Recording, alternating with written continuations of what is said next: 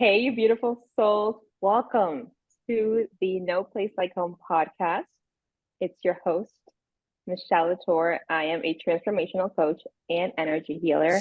And today we have my beautiful two co-hosts, which is Dr. Sharma and my, I would say, twin flame, also mentor, mindset coach, Kevin Drummond. So today's subject is based on our spiritual journeys, right? So within my spiritual journey, I had to overcome grief. So what did you have to grieve in your journey? I would say, honestly, I've learned to grieve myself. I've had to witness the death of who I thought was Kevin over and over and over and over again. And I say grieve because you get attached to certain things about yourself, certain things that may or may not be for your best well-being, right? And so just learning to release, and sometimes certain habits, certain mindsets, behaviors no longer serve you. So I had to learn how to grieve and say, hey, like, they're onto new and better things. It's time to let this person that people used to know as Kevin go, and know that there are greater and bigger things ahead.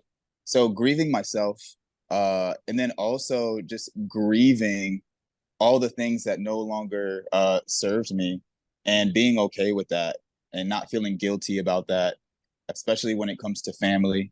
As we know, on this journey, you begin to realize that even people that you call close family no longer resonate with you, and you have to prioritize your soul purpose at those time periods, and it's hard, especially when they're people that you grew up with, people that are very close to you.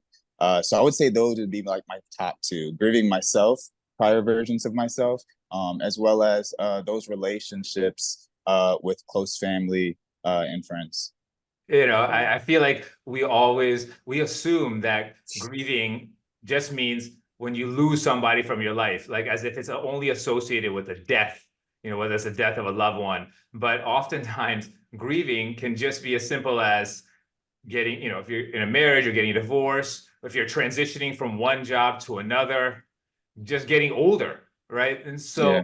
it's like your body is so comfortable but being in a certain situation, having your certain friend group, having a certain job, having a certain habit. And, we're creatures of habits, right? And so any kind of change that occurs in our life, it's a little bit of a struggle, and it causes our CNS system to start, kind of getting inflamed. And when it gets inflamed, Yeah. we start releasing cortisol, right? And cortisol Right. is that really excitatory hormone. And so we have a bunch of cortisol flowing around in our body. And what does that do? It causes us to, be anxious. It causes our fight or flight system to kind of go off. And it's like, oh, let me run back to what's comfortable, right? Yeah. And that's why change is so hard, or that's why, transitions can be hard. But it's a part of that transition is you're actually grieving the past that you're leaving behind. Your soul is telling you what's good for you and how you need to move on to the next level. But there's always going to be a part of you that's kind of looking back and being like, and I missed that though. I don't know what's going to happen, but I'm missing this, how things used to be. And I think that's really natural. I think it's important for people to really understand that grieving is just about loss, but it's about transitions in life and how we need to approach that and why we feel the way we feel when there's a change that occurs. It's because we're shedding an old part of us that no longer suits our highest self. I agree with that. I think the way I look at grief is kind of like the wounding of loss, which is that program belief of resisting to change. And at the bottom of that is the emotions of grief and regret, right? So when it comes to our lives, when it comes to this experience, this human experience, it's all about letting go. So when you think about that, I think we know that our souls seek growth and expansion, right? And we have to shed like the snake sheds its skin and the eagle, like Yeah. everything in nature shows us that we are here to, like, it's growth. No, it's death and rebirth, right? Now, when it comes to that, I think what I want the viewers to kind of like, maybe from you guys' journeys, what does grieving look like? People talk about grieve and like let go and protect your energy, but what does it look like behind closed doors for you guys? Like, what does that experience look like? Yeah, I could start there. I had a major grieving moment in my life when my mom suddenly died. I think that was a really big turning point in my life. I'm an only child, and I grew up in a very typical Indian household. I was becoming a doctor. Things were getting really good in my life. I was just checking off all the milestones that society had deemed that I needed to become. And so right when I turned 30 years old, I became the chief resident at the institution I was working at. I was looking forward to settling down, maybe getting married. Then all of a sudden, boom, life hits. I get a phone call. My mom's in the hospital and she's got metastatic cancer. And so that moment, I remember sitting there on the couch, watching TV with the girl that I was dating at the time, and just my heart sinking and realizing, wow, like life has now just changed. And things were going along so smoothly. I never had dealt with loss prior to that. I had just been fortunate enough to live until I was 30 years old with having all my family intact, all my close friends intact. And this was a new experience. And so she was diagnosed in July of 2012, and she passed away in September of 2012. I mean, that was that fast. And so I was never, equipped with the foundation or the coping mechanisms to deal with grief. So what did grief look like for me at that moment? I basically tried to avoid any pain or emotion that came with that. Again, our CNS system does not like any uncomfortable feelings. It doesn't like pain. And we will do things to distract ourselves from that. And for me, that distraction looked like putting all my time and effort into working. I had just become a physician. And so I felt like, you know what? Let me just dive into the world of working. And instead of working maybe like 60 hours a week, I started working like 100 hours a week. And in the back of my mind, I was just telling myself, I'm a new graduate. I want to be able to prove myself.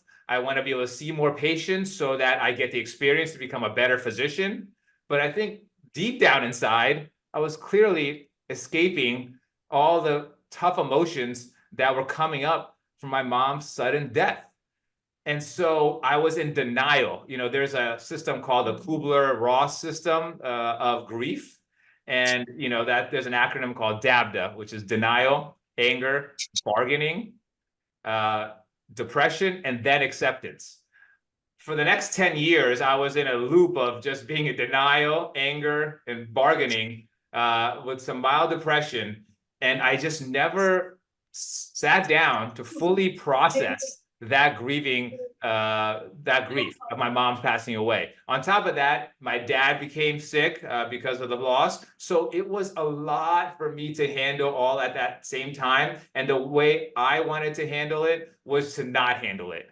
And so that starts leading you down a path of spiraling because you're not focused on trying to heal from that loss. But I was just more focused on escaping and, doing different things to escape, whether that's working, whether that's being in codependent relationships and using other females as an emotional support. Because my mom was lost, right? And that's where I used to go for that. Or that was like substance abuse, or that was like gambling or shopping, anything, that would be distracting to that pain. And then what that leads to is being burnt out and crashing and burning, and so, which I feel like was a divine intervention for me, where I went through a dark night of the soul. And I was able to then pick myself back up. I was able to heal from that loss and all the things that also accumulated during that loss. that was due to the initial trauma, right? You start picking up more trauma, and that's why it's so important for us to focus on that grieving process and healing, and instead of doing that, I distracted myself. But the cool thing that I learned about losses is that there's new beginnings. And so, I think it's really important for us to really understand that part of you is that, yes, my life was forever changed when my mom passed away. It affected myself, it affected my dad, and our life was completely different. But once I recognized that, this is a part of life, I did a 10-year anniversary celebration about a year and a half ago for her death. And it was so cool to see everybody, like my family that I hadn't seen in a long time, come to the church. And we all did a nice celebration of life. And I finally felt at that point that I finally spent enough time healing from that grief and that loss, and that I could finally move forward. It's beautiful. Yeah, that is really beautiful. I love what you said about losses, is there is a new beginning. So when you think about it, well, when I think about it, there is no loss at the end then. Because if there's a new beginning, there's continuing rebirth, right? Even when you look at death, I think we have this idea as a collective that death is the end, but it's actually not the end, is a rebirth of having a new human suit, right? And when you start to, I was reading a long time ago this Wisdom of the Shamans book. And in the book, it talked about a lot of the times when people die, we die with them, right? We're not living, we die with them because we are mourning their death. We are focusing on what they were in the past, that we are dying with them. And what they want is for us to live because they're living in another dimension, another realm, maybe there is somebody else in a different body, but we are dying with them. So a big part of healing for any wounding is accepting of the discomfort, sitting in that pain, in that discomfort, and allowing what's rising up in that moment, right? And then realizing that you are infinite. Coming to acceptance of that, I think for majority of people, is hard to accept that. So there is no death. I am infinite. So Kevin, I think for you, my question is, how did you heal from grieving not only yourself, but the people that you had to let go to become who you are today? Well, I have to say that Nick hit the nail on the head when he said that he distracted himself. Because And I forgot the time frame. Let's say it was a couple of years of distractions. But now that I think about it, just being completely transparent, I think as I've evolved and went through these transformations that you were referring to, Mishell, I found myself distracting myself over and over and over and over again.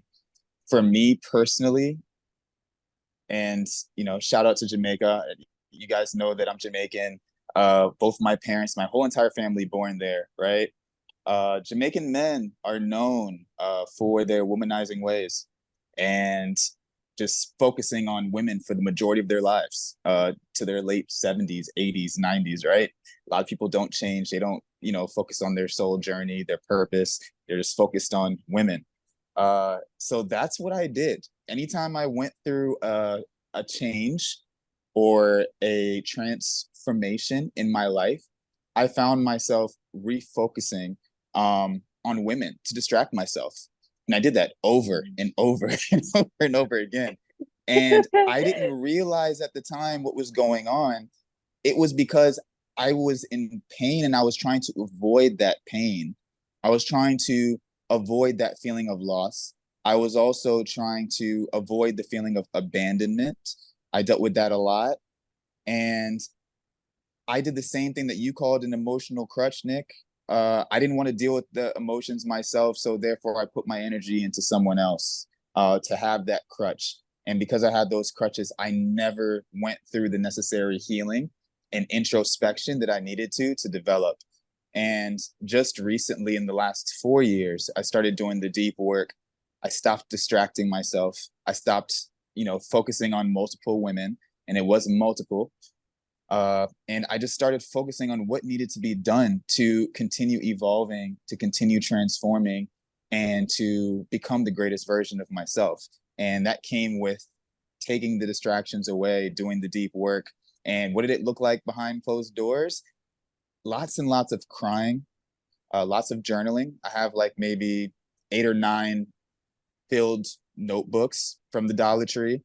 And just constantly just writing out my feelings, writing out my emotions. And a lot of times the reasons why besides loving to write, the reasons why I decided to do journaling as an outlet was because I've always been told that I'm overly emotional. I'm too emotional. So I never felt comfortable expressing myself.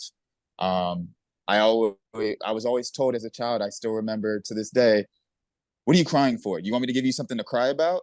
And anytime I wanted to anytime I wanted to release that emotion, that came to mind. That was that resounding message in my head. Don't be a punk. What are you crying about? Hold it in. And so journaling became my way to let out that pain, to let out that emotion. So that's what it looked like behind closed doors for me. Yeah. I like that idea. How about for you, Nick?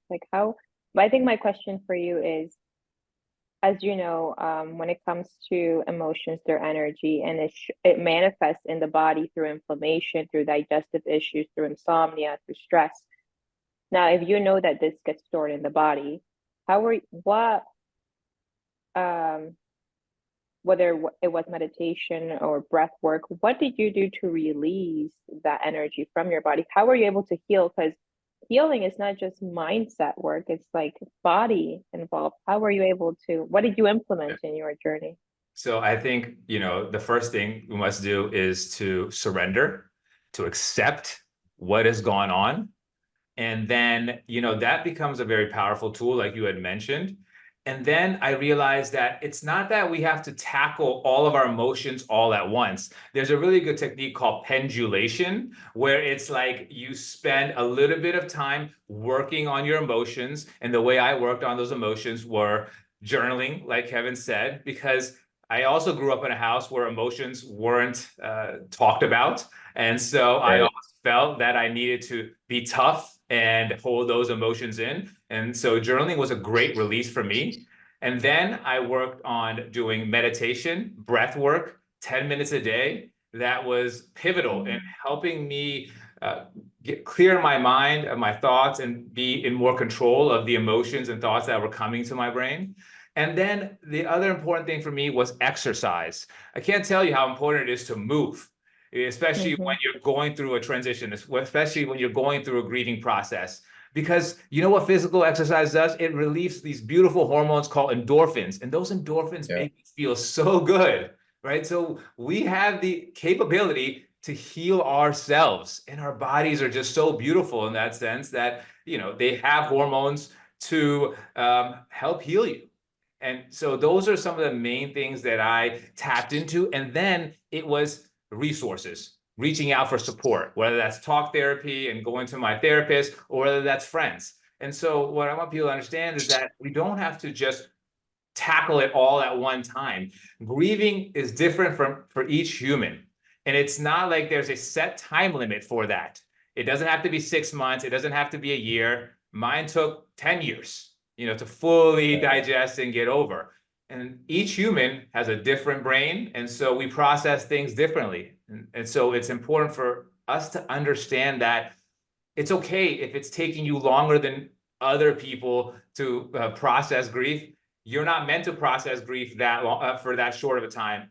There's a reason why it's taking you even longer, and you need to embrace that mentality. And so it's like, do a little work on yourself with some of these techniques that we mentioned, then go and lay down with your dog and watch some Netflix, or your girlfriend or your boyfriend. And, it's okay to distract yourself a little bit. We're not meant to just be sitting in pain nonstop all day long, for like months, but I think it's important for us to be aware that we need to be accepting of it, and then recognizing the signs, and then slowly attacking that and then allowing the process to unfold naturally. I love that. I got called out a little bit by what you're stating. I was about to call you out on it too, Mishell. I was like, wait, don't wait, hold wait, back. what part? We just talked about it. Call out. Wait. Because, you know, within my journey, within my grieving process, who I was, letting go of my entire family, a marriage, the life that I once had, friends, like there's a lot of grieving, my attachment issues, right? Attachments to just the physical world, materialistic things, belongings, places, the ego. And that is what we're here to do, right? To let go of these sticky attachments that we have been conditioned and programmed to be attached to, so we can grow.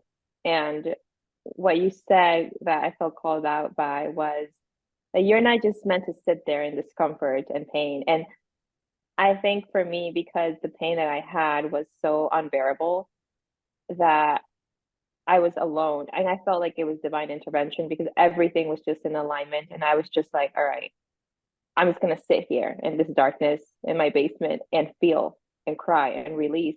And I would scream, I would yell.